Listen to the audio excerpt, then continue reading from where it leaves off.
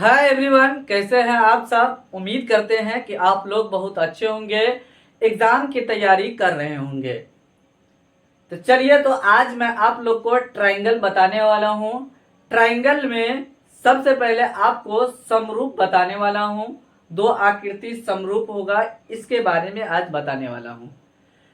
इसी बेसिस पे आपको फिर आगे क्वेश्चन भी हल करके आपको बताया जाएगा इसी चैनल के माध्यम से। तो सबसे पहले उसका बेसिक जान लेंगे समरूप का, उसके बाद उस क्वेश्चन को हल करेंगे। तो चलिए, तो सबसे पहले यहाँ पे देखेंगे समरूप आकृति। समरूप आकृति देखेंगे, यहाँ पे ध्यान देना है। समरूप आकृतियां आकृतियां यहाँ पे है similar, SIMILAR similar figure, FIGURES figures. Similar figures मतलब समरूप आकृतियां। देखिए, दो आकृतियां समरूप होती है जिनके आकार समान हो परंतु माप समान न हो। यह आपको अच्छा समझ में आ गया होगा। दो आकृतियां रहेगा, उनका माप क्या होगा, समान नहीं रहेगा, लेकिन आकार एक समान रहेगा। तो कहने का मतलब ये हुआ, यहाँ पे हम लिख देते हैं दो आकृतियां कृतियां समरूप, दो आकृतियां समरूप कही जाती है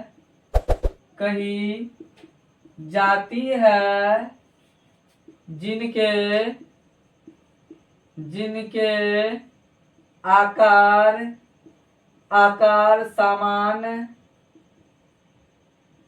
समान हो परंतु माप समान न हो। इस तरीके से यहाँ देखिए, एक फिगर लेते हैं हम, जैसे एक ट्रायंगल ले लेते हैं। यहाँ पे देखिए, एक ट्रायंगल हम बना दिए। देखिए, एक ट्रायंगल और ले लिए, ये हो गया।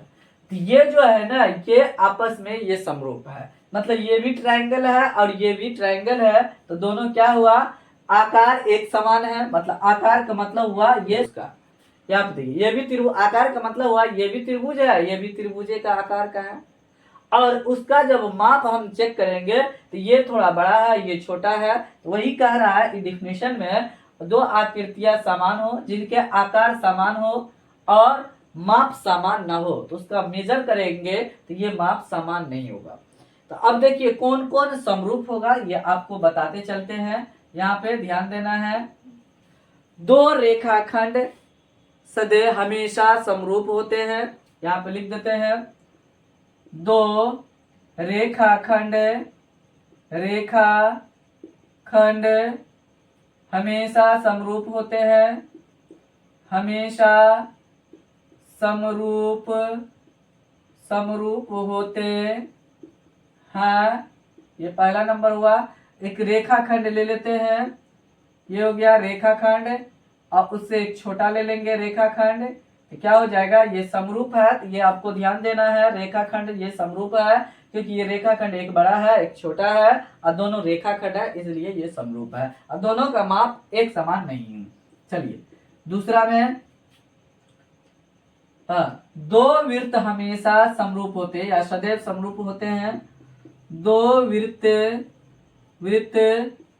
समरूप होते हैं। दो वृत्त समरूप होते हैं, तो दो वृत्त ले लेते हैं, एक वृत्त और एक वृत्त ये ले लिए। तो दोनों वृत्त है, ये वृत्त है, ये भी वृत्त है और ये भी वृत्त है। देखिए दोनों का माप क्या है, समान नहीं है। यहाँ पे ये थोड़ा छोटा लिए, ये बड़ा लिए, लेकिन दोनों क्या है, वृत्त है, इसीलिए दोनों समरूप होगा। ये ध्यान देना है। तीसरा, दो समबाहु त्रिभुज समरूप होते हैं। दो समबाहु त्रिभुज समरूप होते हैं। तो समबाहु त्रिभुज लेंगे, मतलब ये बराबर होगा। इसका भी एक और ले लेंगे, समबाहु त्रिभुज ले लेंगे। मेजर करके नहीं ले रहे हैं, आपको बता रहे हैं, एक बड़ा एक छोटा लेंगे, ये और ये, इसमें दिखा दिए कि ये भुजा आपस में बराबर है, तो ये समरूप है। चलिए चौथा, दो वर्ग समरूप होते हैं, दो वर्ग समरूप होते हैं। वर्ग बना लेते हैं यहाँ पे इस तरीके से, एक छोटा वर्ग बना लेते हैं यहाँ पे। ये दोनों आपस में क्या होगा, समरूप होगा। चलिए यहाँ पे आपको समझ में आ रहा होगा, इस तरीके से ये फिगर जितना है यह ऑब्जेक्टिव में पूछा जाता है। हाँ, सभी वर्ग, ऐसा भी बोल देगा, सभी वर्ग समरूप होते हैं, इस तरीके से हमेशा ध्यान देना। या दो वर्ग समरूप होते हैं, दो आयत समरूप होते हैं, ये ध्यान देना, इस तरीके से पूछेगा। तो वर्ग हो गया। चलिए तो 5वां नंबर में दो आयत, क्या होता है, दो आयत, आयत समरूप होते हैं, इस तरीके से हम लिख देंगे, आयत बना देंगे यहाँ पे इस तरीके से। थोड़ा टेढ़ा हो गया, सीधा बनाना है, ये इस तरीके से बनाएंगे। एक को ऐसे बना लेते हैं, देखिए दोनों का साइज में अंतर है, दोनों समरूप हो जाएगा। तो इस तरीके से क्वेश्चन रहेगा, तो आपको इजी से टिक लगा देना है। दो वृत्त समरूप होते हैं, दो रेखाखंड समरूप होते हैं, सभी समबाहु त्रिभुज है समरूप होते हैं, वृत्त समरूप होते हैं, तो ये ध्यान देना है। लेकिन हमेशा ये ध्यान रखना है, माप समान नहीं होना चाहिए। माप समान होगा तो सर्वांग भी हो जाएगा, जो सर्वांग रहता है वो समरूप भी कहलाता है, ये ध्यान देना है। तो ये जितना भी समरूप है वह बिल्कुल सर्वांग नहीं होगा, जितना भी समरूप होगा कभी सर्वांग नहीं होगा, ये हमेशा ध्यान रखना है आपको। चलिए तो अब इसमें हम जानेंगे दो त्रिभुज समरूप होते हैं कब, इसके बारे में जानते हैं। यहाँ चलिए यहाँ लिखेंगे दो त्रिभुज समरूप होते हैं यदि पहला नंबर में उनके संगत कोण बराबर हो। दूसरा लिखेंगे उनके संगत भुजा एक ही अनुपात में हो, उनके संगत भुजा एक ही अनुपात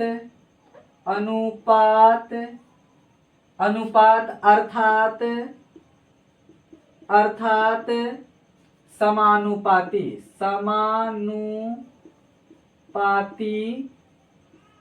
हो, इस तरीके से लिखेंगे। तो दो त्रिभुज समरूप तब होगा जब उनके संगत कोण बराबर हो जाएगा और उनके संगत भुजा एक ही अनुपात में अर्थात समानुपाती हो जाएगा। तो चलिए हम फिगर के माध्यम से आपको समझाते हैं किस तरीके से होगा। तो दो तो हम क्या किए, यहाँ पे त्रिभुज ले लिए, यहाँ पे नाम लिख देंगे। चलिए यहाँ पे लिख देते हैं ए बी सी, यहाँ पे लिखते हैं डी ई एफ।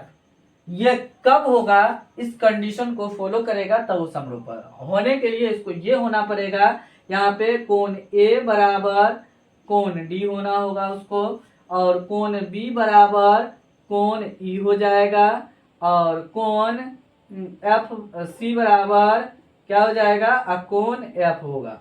मतलब उसके संगत कोण बराबर हो जाएगा, कोण ए बराबर कोण डी, कोण बी बराबर कोण ई, कोण सी बराबर कोण एफ, मतलब उसका संगत कोण बराबर होना चाहिए। और दूसरा जो था, पहला कंडीशन ऐसा रहेगा, दूसरा उनके संगत भुजा एक ही अनुपात में होना चाहिए, मतलब ए बी बट्टे डी ई बराबर ए सी बट्टे डी एफ, ए सी बट्टे डी एफ बराबर बी सी बट्टे ई एफ इस तरीके से अगर रहेगा तब क्या होगा, दो त्रिभुज समरूप हो जाएगा। यह आपको अच्छा से समझ में आ गया होगा। ये इसी से क्वेश्चन आपको पूछा जाएगा, इसमें से जब न्यूमेरिकल बनाएंगे इस तरीके से ये आएगा, समानुपातिक वाला इस तरीके से हो आएगा। तो इसीलिए इस वीडियो को अच्छा से देखिए, इसमें बहुत सारा ऑब्जेक्टिव से पूछा जाता है और उसके बाद इसमें इसका न्यूमेरिकल भी रहता है।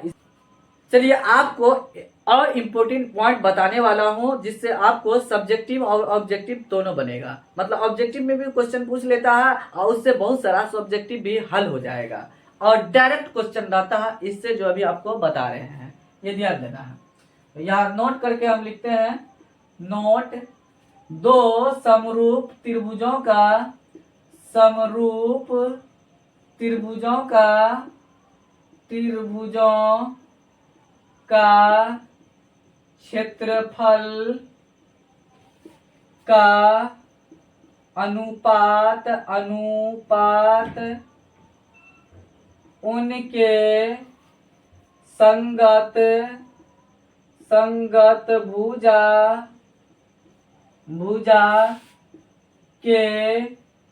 वर्गों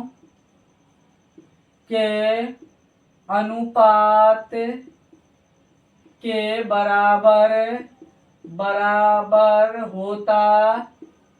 होता है। दो समरूप त्रिभुजों का क्षेत्रफल का अनुपात उनके संगत भुजा के वर्गों के अनुपात के बराबर होता है। इससे बहुत सारा क्वेश्चन बनेगा, ये ध्यान देना है आपको।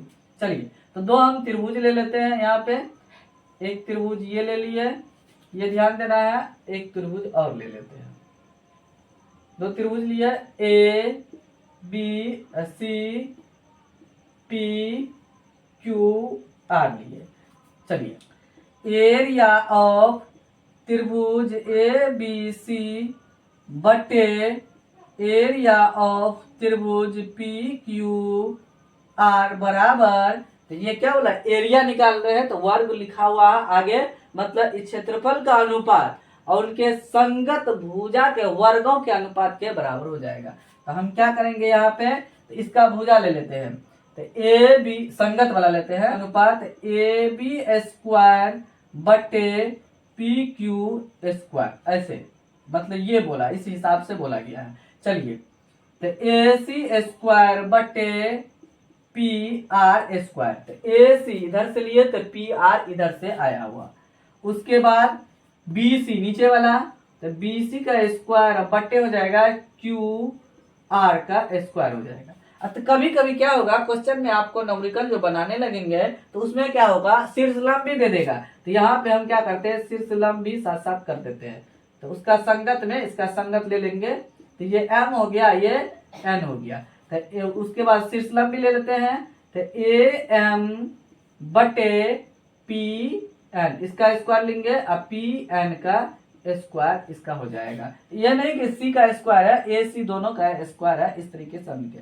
इसी को हम ऐसे भी लिख सकते हैं, तो ए बी बटे पी क्यू इसका स्क्वायर और पूरा का होल कर देंगे, ए सी बटे पी आर इसका स्क्वायर कर देंगे, बराबर बी सी बटे क्यू आर, इस तरीके से हम लिखेंगे, क्यू आर इसका स्क्वायर लिखेंगे, बराबर। आइए जो शीर्ष लंब लिए हैं तो शीर्ष लंब भी ये कर देंगे, तो ए एम बटे पी एन इसका स्क्वायर कर देंगे। इस पे बहुत सारा क्वेश्चन बनेगा। तो कभी कभी क्षेत्रफल दे देगा, दोनों कहेगा क्षेत्रफल का अनुपात, दो समरूप त्रिभुज के क्षेत्रफल का अनुपात इतना है, एक का शीर्ष लंब क्षेत्रफल, एक त्रिभुज का शीर्ष लंब इतना है, तो दूसरा ज्ञात कीजिए। तो इसी पे ये क्वेश्चन सब बनेगा, ये ध्यान देना है आपको। ये बहुत ज्यादा इंपॉर्टेंट है बिहार बोर्ड के लिए, इससे बहुत सारा क्वेश्चन पूछा जाता है, ऑब्जेक्टिव या सब्जेक्टिव दोनों में क्वेश्चन आपसे पूछा जाएगा, ये ध्यान देना। देखिए समरूप का सिंबल होता कैसे है, हम समरूप इसको लिखेंगे कैसे, कभी अगर लिखना रहेगा तो समरूप लिखेंगे कैसे। तो त्रिभुज ए बी सी, इसी को समरूप लिख रहे हैं, तो इस तरीके से हम ऐसे सिंबल डाल देंगे, त्रिभुज पी क्यू आर, ये हो गया मेरा, इस तरीके से हम समरूप लिखा हुआ रहेगा। देखिए कभी कभी ऑब्जेक्टिव में पूछेगा तो इस तरीके से सिंबल रहेगा, संगत के अनुसार से रहेगा, तो ये ध्यान देना है आपको।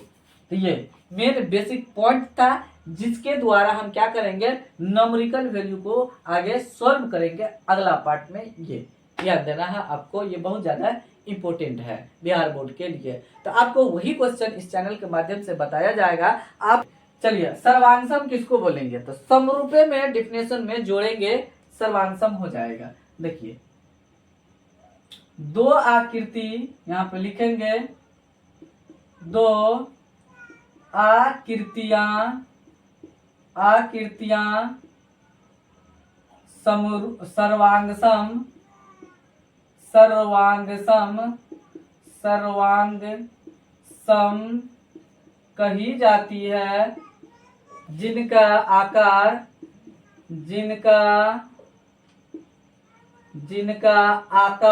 है, जिनका आकार और माप दोनों समान हो।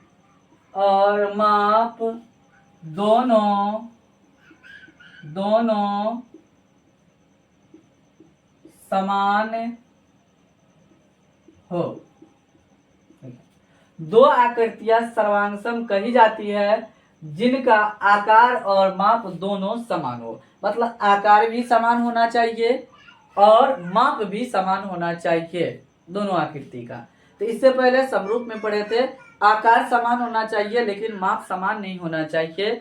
इसमें क्या है, आकार भी समान होना चाहिए, माप भी समान होना चाहिए। इसमें पॉइंट लिखते हैं हम कुछ और। इसमें देखिए, जब एक आकृति दूसरे आकृति को पूरा पूरा ढक लेता है तब उसको हम क्या कहते हैं, सर्वांगसम कहते हैं। यहाँ पे जब एक आकृति दूसरे आकृति को,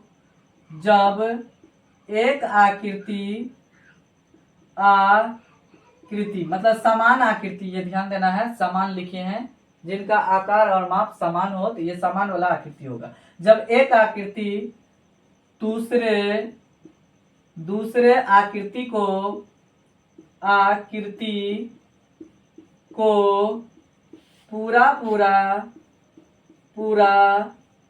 पूरा ढक लेता है तो वह सर्वांगसम कहलाता है। ये ध्यान देना है, जब एक आकृति दूसरे आकृति को पूरा पूरा ढक लेता है तब वह सर्वांगसम कहलाता है। और माप उसमें पहले लिखे हैं, जिसका आकार और माप दोनों समान हो। तभी ऐसा होगा, जब आकार और माप समान होगा तभी एक आकृति दूसरे आकृति को ढक लेगा। मतलब अब यहाँ ध्यान दीजिएगा आप, यहाँ पे अगर मेरा ये हैंड है, चलिए यहाँ इसको रखते हैं थोड़ा देर के लिए। यहाँ देखिए, ये हाथ है, ये है, दोनों आपस में इसको ये किया, एक आकृति दूसरे आकृति को ढक लिया। जब इस तरीके से आप देखेंगे तो वो वाला फिंगर उस साइड वाला नहीं दिखेगा, मतलब इस साइड वाला पूरा क्या किया, ढक लिया। अब देखिए, इस साइड से जब हम आपको दिखा रहे हैं तो क्या हो रहा है, एक आकृति जो था सेम आकृति का दोनों है फिंगर, ये सब है, तो एक आकृति दोनों आकृति को क्या कर रहा है, ढक रहा है उस साइड पे। तो इसी तरीके से जो भी फिगर होगा तो क्या होगा, एक आकृति दूसरी आकृति को ढक लेगा, तब हम क्या कहेंगे, उसको सर्वांगसम बोलेंगे। यहाँ ध्यान देना है, अगर कोई भी फिगर लेंगे, जैसे ये आयत ले लिए, लंबाई यहाँ पे 6 सेंटीमीटर और चौड़ाई 4 सेंटीमीटर है, तो एक और फिगर हम लेंगे जिसकी लंबाई 6 सेंटीमीटर होना चाहिए और चौड़ाई कितना होना चाहिए, 4 सेंटीमीटर होना चाहिए, तभी मेरा क्या होगा, ये सर्वांगसम होगा, अन्यथा नहीं होगा। ये मेजर करके अभी नहीं ले रहे हैं, थोड़ा बड़ा 19-20 हो सकता है, ये ध्यान देना है। यहाँ पे लिख देते हैं ये 4 सेंटीमीटर और ये 6 सेंटीमीटर लिख देते हैं, हो गया इस तरीके से। अब देखिए, रेखाखंड भी हो जाएगा। यहाँ पे ध्यान देना है, सेम बराबर साइज का आकार का हम क्या करेंगे, रेखाखंड ले लिए। तो ये अगर 5 सेंटीमीटर है तो ये भी क्या होगा, 5 सेंटीमीटर होगा, तो ये क्या हो गया, सर्वांगसम हो जाएगा। अगर 5 सेंटीमीटर का वृत्त लिए हैं, यहाँ पे 5 सेंटीमीटर का ये वृत्त है, एक एग्जाम्पल से आपको बता रहे हैं, तो अगला भी क्या होना चाहिए, सर्वांगसम होने के लिए 5 सेंटीमीटर का ये क्या होगा, सर्कल होना चाहिए मेरे पास, 5 सेंटीमीटर का ये भी सर्कल होना चाहिए, तब मेरा सर्वांग सम होगा। अगर जैसे 10 रुपया वाला आप सिक्का लीजिएगा तो 2 सिक्का लीजिएगा, एक के ऊपर एक रखिएगा तो पूरा पूरा क्या होगा, ढक लेगा। फिर जो ऊपर में रखे उसको आप नीचे रखिए, दूसरे को सिक्का को ऊपर रखिए, तो क्या होगा, ये पूरा पूरा ढक लेगा, वही सर्वांग सम हो जाएगा। और जितना भी सर्वांग सम फिगर है सब के सब समरूप हो जाएगा। जो भी सर्वांग सम फिगर होगा, जैसे ये सर्वांग सम है तो ये समरूप भी है, ये सर्वांग सम है आयत तो ये समरूप भी है, ये वृत्त सर्वांग सम है तो ये समरूप भी है।